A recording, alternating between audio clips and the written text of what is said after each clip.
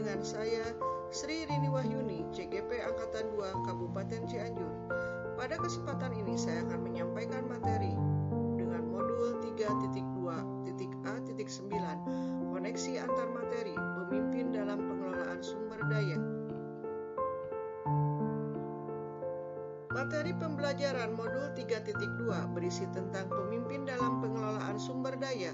Materi ini sangatlah penting dalam menunjang profil pemimpin pembelajaran di kelas, sekolah, maupun di masyarakat. Dalam modul ini disajikan materi tentang pendekatan berbasis kekurangan atau masalah, deficit based thinking, pendekatan berbasis aset atau kekuatan, asset based thinking, dan pendekatan ABCD. Pendekatan berbasis kekurangan atau masalah, deficit based thinking, pemusatan perhatian pada apa yang mengganggu, apa yang kurang, dan apa yang tidak bekerja. Pendekatan berbasis aset atau asset based thinking, yaitu sebuah konsep yang dikembangkan oleh Dr.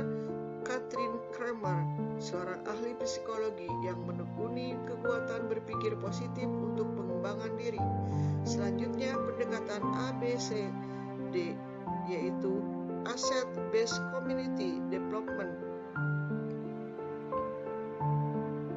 merupakan dibangun dari kemampuan, pengalaman, pengetahuan, dan hasrat yang dimiliki oleh anggota komunitas, kekuatan perkumpulan lokal, dan dukungan positif dari lembaga lokal untuk menciptakan kehidupan komunitas yang berkelanjutan. Greenspan 2000. Pemimpin pembelajaran merupakan sosok pemimpin yang mampu mendorong tumbuh kembang murid secara holistik, aktif, dan proaktif dalam mengembangkan guru di sekitarnya untuk mengimplementasikan pembelajaran yang berpusat kepada murid, serta menjadi keteladanan dan agen transformasi ekosistem pendidikan untuk mewujudkan profil pelajar Pancasila. Implementasi pengelolaan sumber daya di dalam kelas, sekolah, dan masyarakat sekitar sekolah. Untuk menciptakan perubahan positif di sekolah, diperlukan manajemen sebaik mungkin dan berpihak pada murid. Oleh karena itu, sekolah harus dibangun dengan melihat pada kekuatan, potensi, dan tantangan.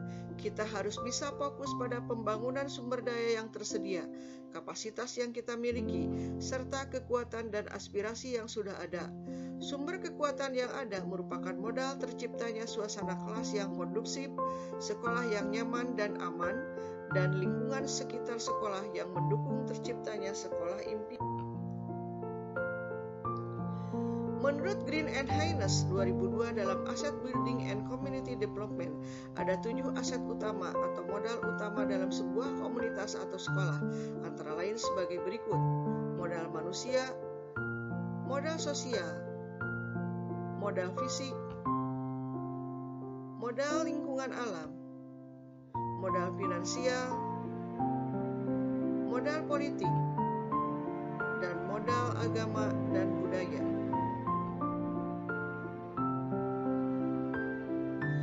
Berikut faktor-faktor yang ada dalam ekosistem sekolah, yaitu ada faktor-faktor biotik yang terdiri atas murid, kepala sekolah, guru, orang tua, staf tenaga kependidikan, pengawas sekolah, dan masyarakat sekitar sekolah. Selanjutnya faktor biotik terdiri atas keuangan, sarana dan prasarana,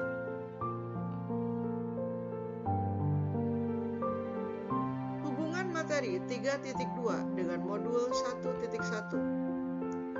Sesuai dengan filosofi Ki Hajar Dewantara yang berbunyi, pendidikan adalah menuntun segala kodrat anak untuk mencapai keselamatan dan kebahagiaan yang setinggi-tingginya.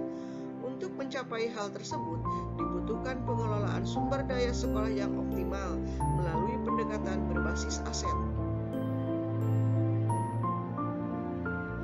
Kaitan materi pengelolaan sumber daya dengan materi lainnya. Kompetensi kepemimpinan dalam pengelolaan sumber daya erat kaitannya dengan materi yang telah dipelajari sebelumnya, antara lain visi, nilai dan peran guru penggerak, komunitas praktik, pembelajaran sosial dan emosional, pembelajaran berdiferensiasi, coaching, dan penumbuhan budaya positif lainnya. Semua potensi yang ada di lingkungan sekolah dapat diwujudkan melalui penerapan pendekatan inquiry apresiasi atau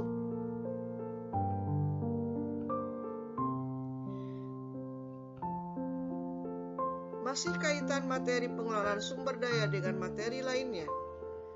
Visi sekolah dapat diwujudkan dengan pengelolaan sumber daya yang prima. Sumber daya tersebut dapat didukung dengan kemampuan pembelajaran sosial emosional dan pembelajaran berdiferensiasi. Hal ini dimaksudkan untuk memfasilitasi keunikan dan keragaman karakter peserta didik.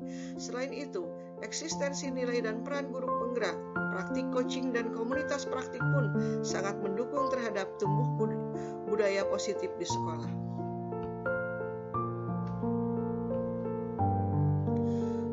Antara sebelum dan sesudah mengikuti pelatihan modul 3.2. Sebelumnya, masih berfokus pada apa yang kurang atau mengganggu dan apa yang tidak bekerja. Hal itulah yang menjadi pusat perhatian saya ketika mengelola kelas atau sekolah. Sesudah mempelajari pelatihan modul 3.2, maka saya lebih berpikir positif terhadap aset yang dimiliki komunitas atau sekolah dan lebih memusatkan perhatian pada apa yang bekerja, yang menjadi inspirasi, serta yang menjadi kekuatan ataupun potensi yang positif.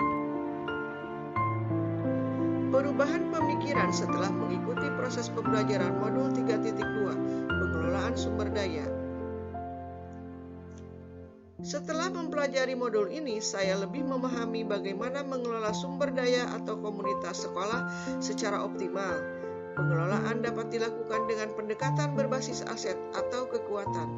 Melalui pendekatan ini, kita dapat mengorganisasikan kompetensi dan merancang kegiatan berdasarkan kekuatan atau aset yang ada untuk mencapai kesuksesan.